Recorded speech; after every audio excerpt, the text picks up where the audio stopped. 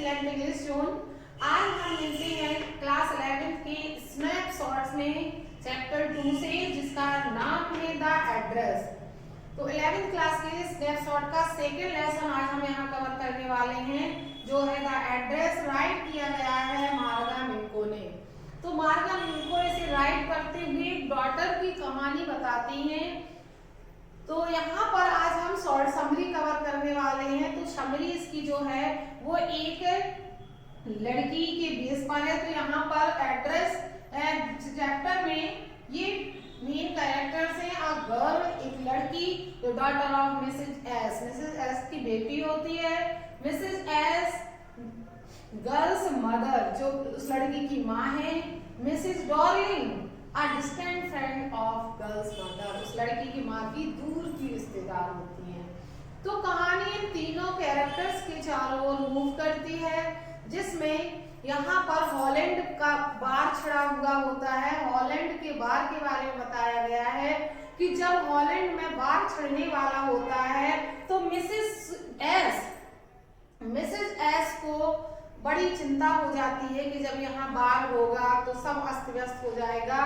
तो Mrs S की ये जो डिस्टेंट फ्रेंड है, जिससे मिसेज एस खुद भी कई सालों से नहीं मिलती है, वो अचानक आगे प्रकट हो जाती है, उसके घर में आती है, उससे मेल जोल बढ़ाती है और फिर उसके बाद वो कंटिन्यू उसके घर में आने लगती है और उसको सजेस्ट करती है कि तुम्हारा ये सारा जो बिलोंगिंग्स है, तुम्हारी सामग्री है, जो सामान है घर की, ये इस युद्ध में सब बर्बाद हो जाएगी।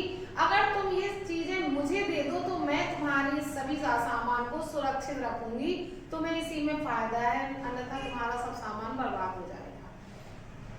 इस तरह से उसकी माँ को कन्विंस में लेकर वह इसे मिसेस एस के घर से धीरे धीरे करके एक एक सामान वो ले जाती है। और जब वो लड़की घर आती है तो वो नोटिस कर लेती है कि घर का बहुत सारा सामान तो मिसिंग है, यहाँ पर नहीं है।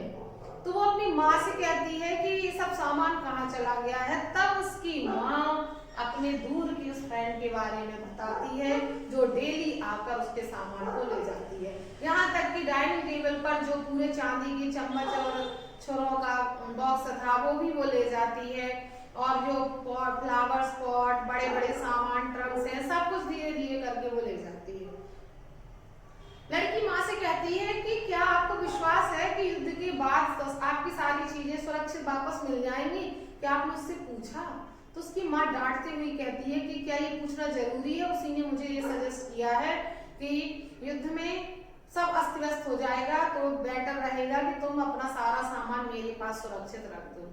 यहाँ तक कि स्वेटर से लेकर पूरे यूज करने वाली चीजें, पूरे सब सामान धीरे धीरे वह अपने घर ले जाती है।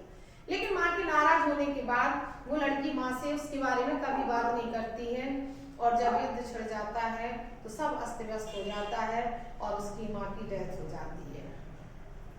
बहुत सालों बाद जब सब कुछ नॉर्मल हो जाता है तो वो एक कमरे में अपना दिन गुजारती है। उसे अपनी माँ की पुरानी वस्तुओं की याद आती है और बहुत ही इच्छा होती है उसे अपनी माँ के उस सारे सामान को देखने की, छूने की बहुत इच्छा होती है। तो एक एड्रेस, जो ये टाइटल है इस लेसन का, एक एड्रेस उसको याद रहता है, जिसमें उसकी माँ ने बताया था कि इन मार्कोनी स्ट्रीट, हाउस नंबर 46। ये एड्रेस उसकी माँ ने बताया था जब उस लड़की ने कभी पूछा था कि ये कहाँ रहती हैं, जहाँ ये इतना सारा सामान ले जा रही है।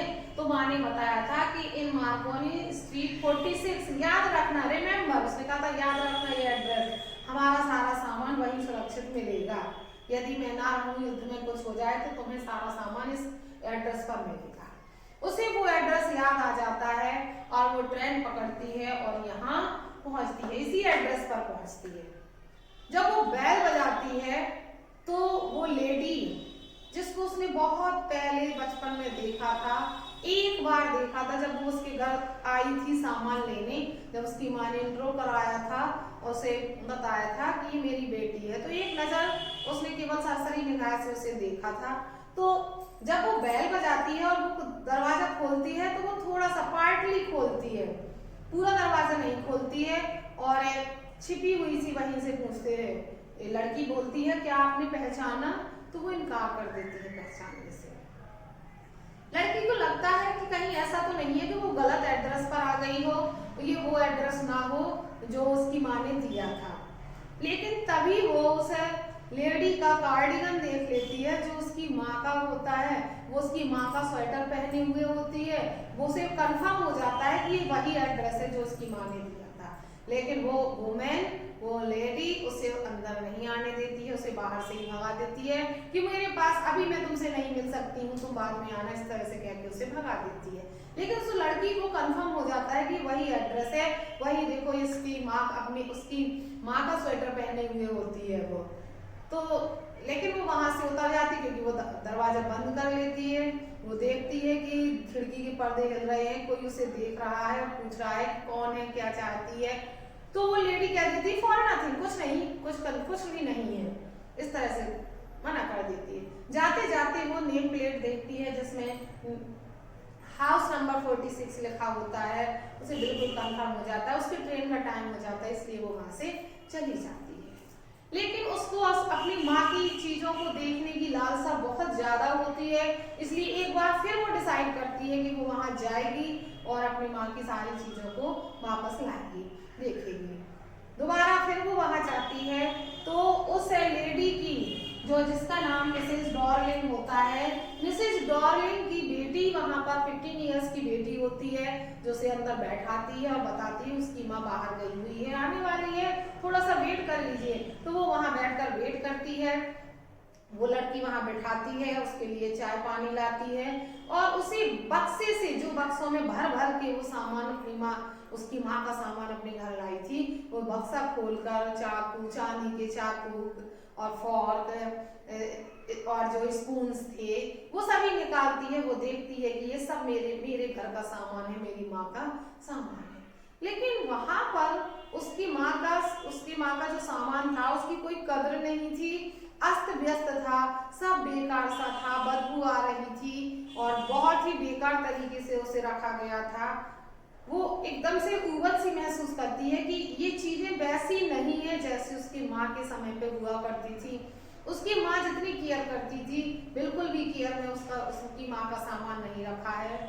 बहुत देर तक वेट करती है लेकिन मिसेज डॉर्लिंग वापस नहीं आती है, तो वो वहां से जाने का डिसाइड करती है और सोच लेती है कि जब इसकी असली मालकिन नहीं रही है तो इन चीजों का मुझे क्या करना है, और वो उन सारी चीजों को वहीं छोड़कर वापस ट्रेन पकड़कर चली आती है। वो हमेशा के लिए उस एड्रेस को और उस सामान को भुला देती है। तो ये एक छोटी सी कहानी है जो एक एड्रेस पर आधारित है, जिस एड्रेस पर उसकी एक तरह से विरासत रखी हुई थी, उसकी माँ का पूरा सामान रखा हुआ था, जिसको वो युद्ध के बाद, युद्ध का जो पहला चरण समाप्त हो गया था, सब कुछ शांति में था, तब वो वापस अपने सामान को लेने जाती है। लेकिन एक बार अगर हम किसी को कुछ दे देते हैं तो वापस कहाँ मिलता है, उसकी माँ का सामान सब अस्त व्यस्त हो जाता है और आखिर में वो अपने माँ का सामान जो है, उसकी माँ का जो सामान है उसको त्यागने की इच्छा रख लेती है कि उसे कुछ भी नहीं चाहिए, क्योंकि अब ये सामान वैसा नहीं रहा जैसा उसके माँ के समय पर हुआ करता था। तो ये समरी पूरी होती है। आई होप आपको समरी समझ में आई होगी। तो मिलते हैं नेक्स्ट वीडियो में इस लेसन की डिटेल स्टडी के साथ। आज के लिए इतना ही। वीडियो अच्छा लगा हो तो वीडियो को लाइक करें, चैनल पर नए हो तो चैनल को सब्सक्राइब करें, अपने फ्रेंड्स को ज्यादा से ज्यादा शेयर करें। Thanks for watching video.